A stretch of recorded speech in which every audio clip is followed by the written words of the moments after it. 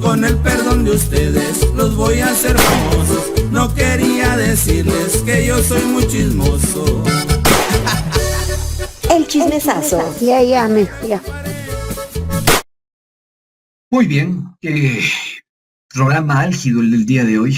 Hemos tenido algunos programas bastante álgidos, complicados, conflictivos, unos de los que realmente uno termina consternado o acelerado. Este va a ser seguramente uno de esos. Quiero que recordemos un momento lo que marcó la historia de los ecuatorianos, la reciente historia.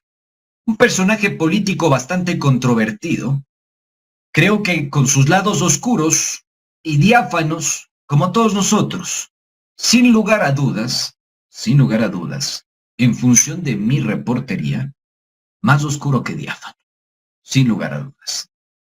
Mi afán no es herir susceptibilidades de nadie. Supongo que soy el único periodista, o de los pocos en este país, que viene haciendo reportería sobre Villavicencio desde el año 2021. Me he tratado de sumergir incluso en el personaje que comenzó por allá en 1988-86 y que incluso pasó por Radio Tarqui, en esos años la radio más famosa del país. Tratando de comprender su orientación política, su postura ideológica, su cumplimiento con la deontología de este oficio y su trayectoria profesional. Les tengo que decir que hay testimonios que me espeluznaron sobre su comportamiento como periodista, dicho por sus propios colegas y compañeros de labores, en las diferentes radios por las que transitó. Sin embargo, no es mi intención, insisto, herir la susceptibilidad del seno familiar. Pero tampoco puedo quedarme callado, y mucho más cuando veo que hay tanto, pero tanto disparo al aire. Es que el caso Villavicencio dejó de ser una exploración técnica y científica de la justicia y las entidades especializadas que trabajan en ella para convertirse en una carroza fúnebre que es levantada por los políticos a conveniencia, incluyendo con el debido respeto a su propia familia. Como investigador me pregunté, ¿cuál es el hecho observable? ¿Cuál es el elemento fáctico? ¿Dónde se encuentra la evidencia empírica de lo que sucedió con Fernando Villavicencio? Y al igual que los abogados, me respondía en el papel que lo aguanta todo. Recordemos este suceso, mis queridos chuchólogos. ¡Qué floya!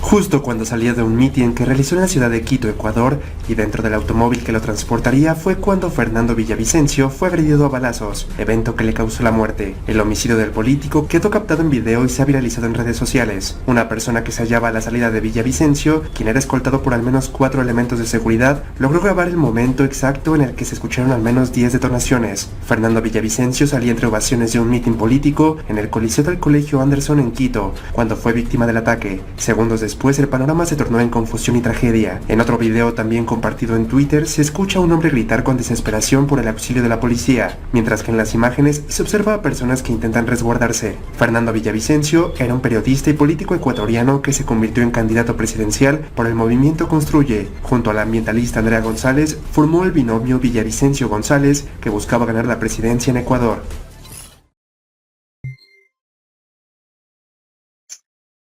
El reporte de Diario El Universal. Deberíamos preguntarnos lo siguiente. ¿Cuál fue? Pongan atención a esto porque esto es clave, mis queridos amigos. ¿Cuál fue la vertiginosa cadena de sucesos detrás del magnicidio de Villavicencio? Tanto la Fiscalía como la Policía se ha concentrado en los autores materiales del magnicidio.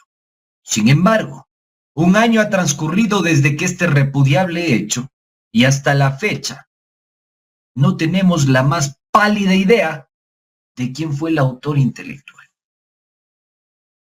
A tal punto que la señora Verónica Zarauz, que acusó públicamente al expresidente Rafael Correa y al correísmo, ha reculado en su afirmación. Miremos y escuchemos. Que fluya. En el caso de los autores materiales, el tema del testimonio anticipado de este testigo protegido no resultó en nada, porque es demasiado etéreo, demasiado vacío. Dice, es gente del correísmo y nunca dio un nombre, nunca dio una cuenta, simplemente era lo que un tercero le contó a este señor y Fiscalía validó eso como la prueba madre del caso. ¿Y por qué cree usted que las diligencias que no se hicieron, no se desarrollaron? ¿Por qué razón se le dio valor a testimonios que no estaban acompañados de pruebas? A eso tiene que responder la fiscal general. ¿Por qué hizo eso? ¿Pero tienen ustedes alguna sospecha del por qué? Yo tengo una sospecha, pero llegado el momento oportuno la diré.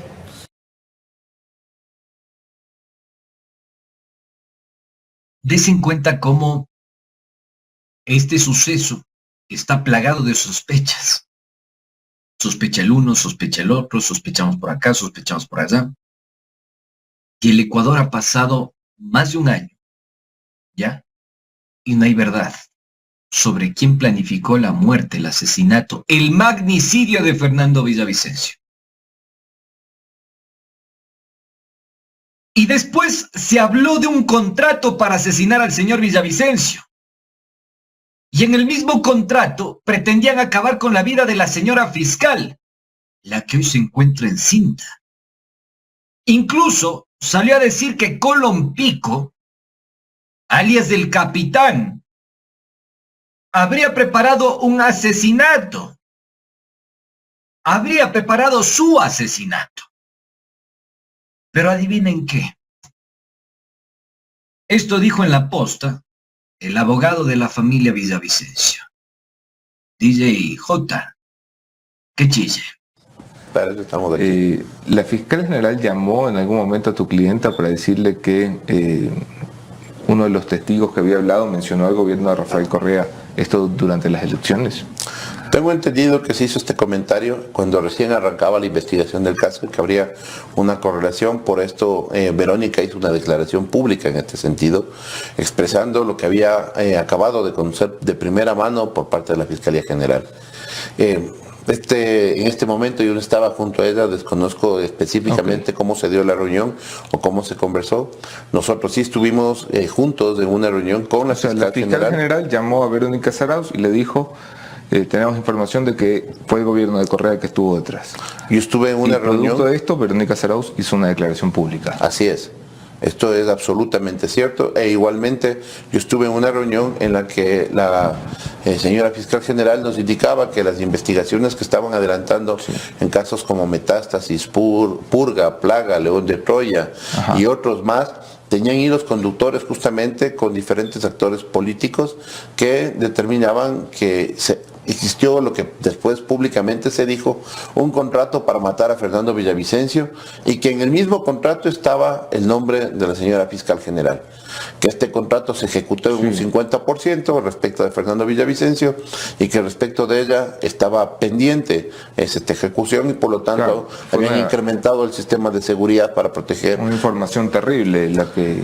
Claro, y justamente fue terrible porque la primera reacción que hubo dentro de la familia es, ok, contrato entre quién y quién. ¿Quiénes eran las personas que estaban financiando esta acción? Pero esa información sí les entregó a la Fiscalía. No, y justamente esto es lo que nosotros hemos exigido, es decir, si se tenía conocimiento de un hecho tan grave como la existencia de un contrato, entre comillas, es decir, un acuerdo de voluntades entre dos personas, una que pagaba y otra que recibía beneficios por la muerte de Fernando Villavicencio, esto debe haber sido transparentado de manera inmediata. Lanzar esto como lo hizo la señora fiscal a la opinión pública, pero no dar una respuesta posterior, es decir, ¿qué pasó con esta investigación? Nos deja más dudas que certezas, y esa es la preocupación de este caso. Si esto le pasó a un candidato presidencial... Ok, déjame, es que es muy grave esto. La Fiscalía dice, sabemos que hubo un contrato para matar a Villavicencio y que el contrato incluía a Diana Salazar. Eso lo dijo la propia fiscal general a puertas del juicio político, que es un contrato. Muy bien.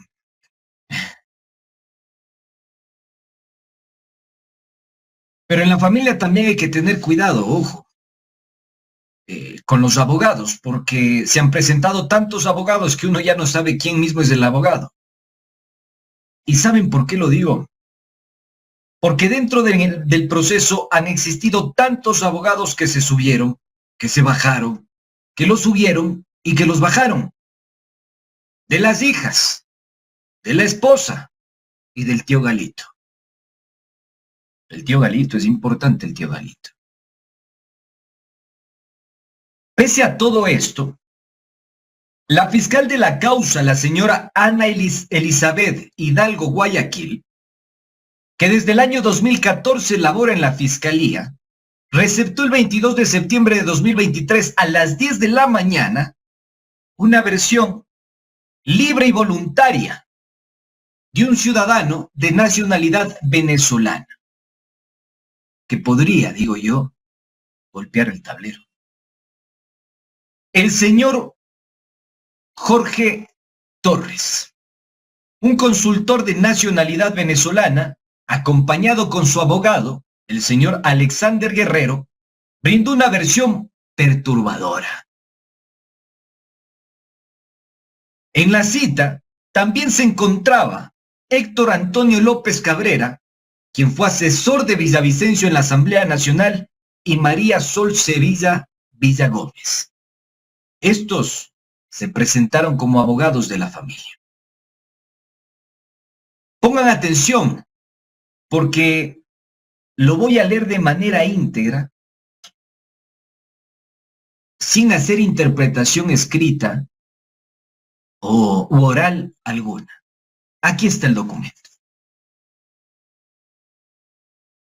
Póngalo en pantalla, mi querido DJJ.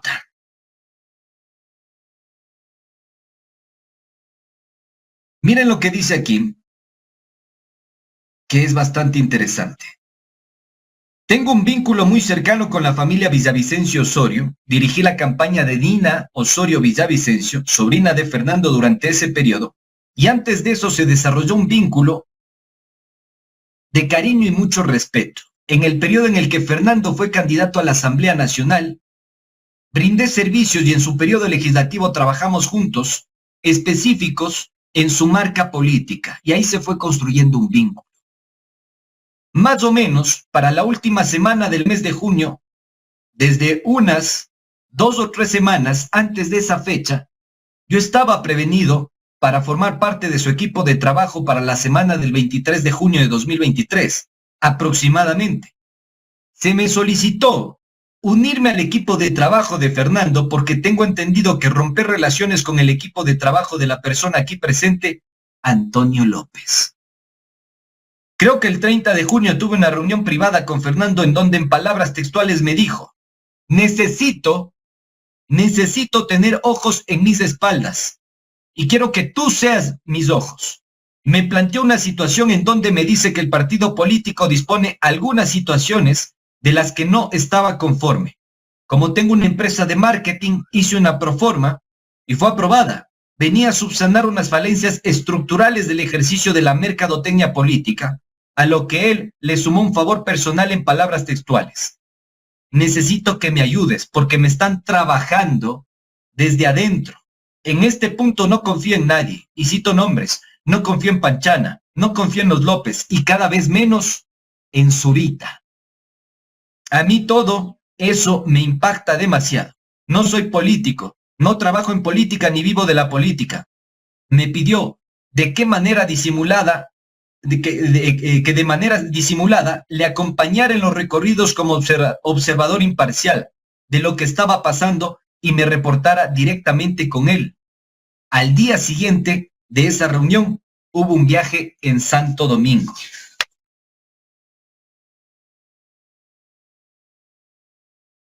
Voy a continuar porque la cosa se pone buena. Nuevamente, en el escrito, en la versión libre y voluntaria del señor Jorge Torres, se dice esto, en palabras textuales: en esa llamada que realizó Fernando Villavicencio, al lado de Fernando, dijo: yo no confío en esta gente,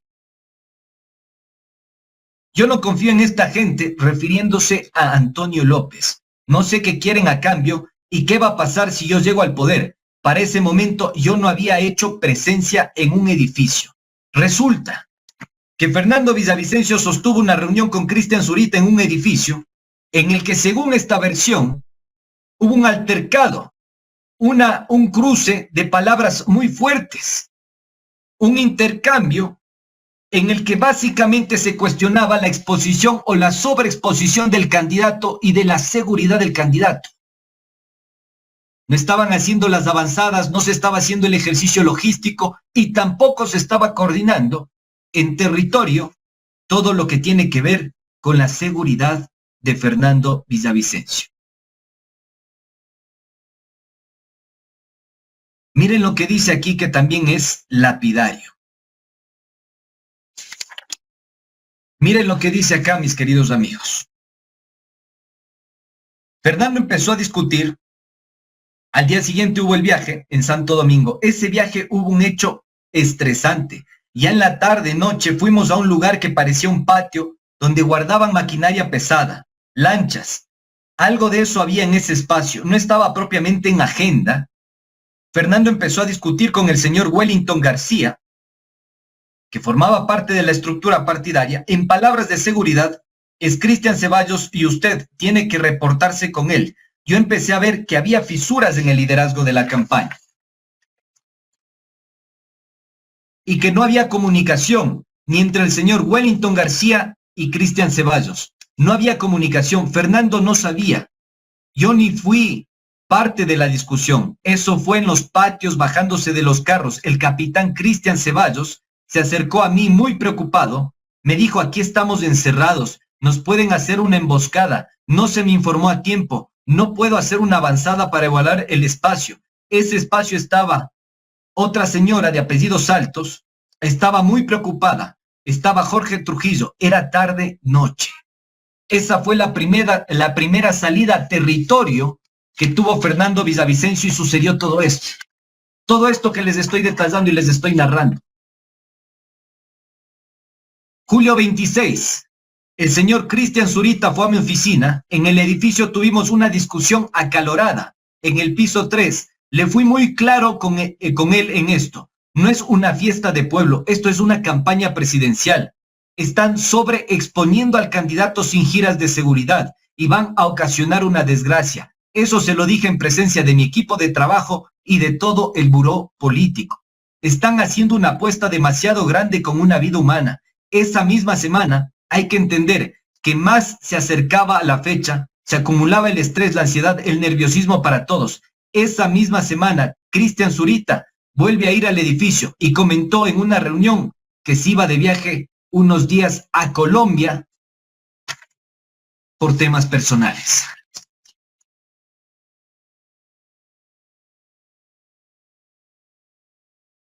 Yo me pregunto, mis queridos amigos, mis queridos chochólogos, ¿por qué razón no se ha dicho nada de estos altercados internos en medio de la campaña presidencial? ¿Por qué razón no se conocía sobre esta sobreexposición que tenía el candidato presidencial Fernando Villavicencio? ¿Cuántos tipos de agenda manejaba el señor Fernando Villavicencio? ¿Quién aprobaba los tipos de agenda del señor Fernando Villavicencio? ¿Dónde estaba el organigrama de campaña? ¿Quién era la señora Gloria López, que se encargaba de facilitar las solicitudes de Fernando Villavicencio? ¿Qué es la compañía Iliads SAS? ¿Quiénes colaboraron en su campaña y quiénes manejaron la agenda del señor Fernando Villavicencio? Estas son las interrogantes que plantea en su versión libre y voluntaria el señor Jorge Torres, consultor al que Fernando Villavicencio le solicitó que le cuide la espalda. porque insisto en sus palabras, y cito textual, lo estaban trabajando desde adentro. ¿Quién lo estaba trabajando desde adentro? ¿Quién es la persona, el actor, el artífice de ese trabajo interno? ¿No les parece sospechoso que Zurita no haya comentado absolutamente nada sobre estos altercados, inconvenientes, controversias y riñas hasta por la propia seguridad del candidato presidencial? Me llama la atención, ya que el 25 de marzo de 2024 salió a medios de comunicación a decir tan suelto de huesos que las amenazas provenían de exasambleístas del correísmo y de Muentes. ¿No me creen? Escuchemos a Zurita, que fluya. De hecho, es parte de lo que significa los hechos que sucedieron en abril del año pasado, porque abril juega un papel preponderante. Tengo que volver a citar. Fernando Villavicencio hace declaraciones públicas de que inicia un proceso de investigación en contra de un número determinado de empresas, ¿sí? Viene un proceso de polarización en contra, en su condición, y pues él se entera a través de asambleístas que en ese momento pues escucharon una conversación de que existía un intento de atentar contra su vida. Lo que hizo Fernando Villavicencio es efectivamente colocar esa denuncia. ¿Y quiénes eran los denunciados entonces? Pues Pablo Muentes Alarcón, ¿sí? Ronnie Aliaga, estaba el asambleísta Cuero, estaba el asambleísta Gómez, algún otro nombre que efectivamente se me pasa, que fue levantada ante la Fiscalía General del Estado en ese mismo mes de abril.